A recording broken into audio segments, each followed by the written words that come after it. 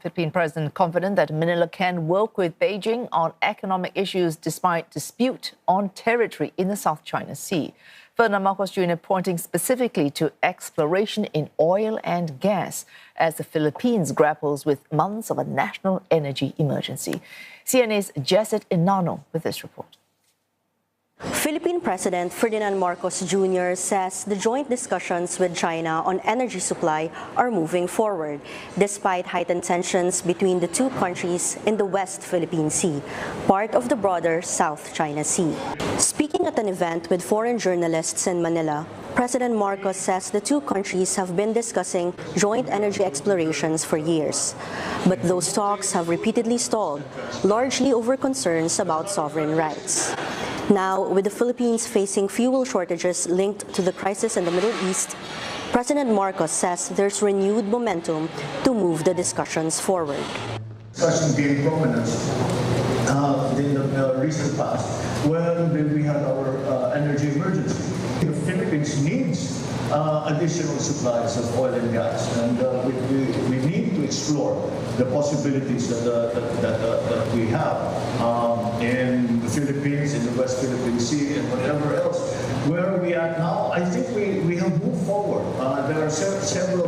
There were several issues from the beginning that we are slowly working through. But President Marcos says he cannot give a time frame for the talks or say whether they will reach a meaningful conclusion before his presidential term ends in 2028. The sense that I get is that all parties involved want it to succeed, and that is always a very good sign. The Middle East conflict has led to fuel shortages and record pump prices in the Philippines, pushing up the costs of food, transport, and other basic goods. Earlier this year, President Marcos said the global oil crisis could provide an impetus for the Philippines and China to come to an agreement on joint energy explorations. But tensions between Beijing and Manila remain high, with frequent clashes between Chinese and Philippine vessels in the disputed West Philippine Sea. In July, a Filipino soldier at the disputed Second Thomas Shoal was struck on the head by a Chinese Coast Guard personnel, an incident that was immediately condemned by Philippine authorities. President Marcos acknowledged the rising tensions, but said that his government remains in regular talks with Beijing to try to prevent further escalation.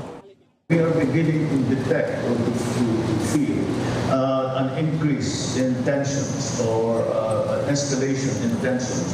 Then we have to once again go back and talk to our friends in China and say, look, this is not headed in the right direction. We try to bring the level of tensions, we try to bring even sometimes the language that is being exchanged down a notch, as it were.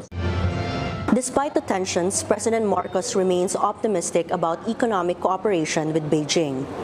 He says there is no policy aimed at distancing the Philippines from China, which remains one of its biggest investors. Jhesset Enano, reporting for CNA from Manila.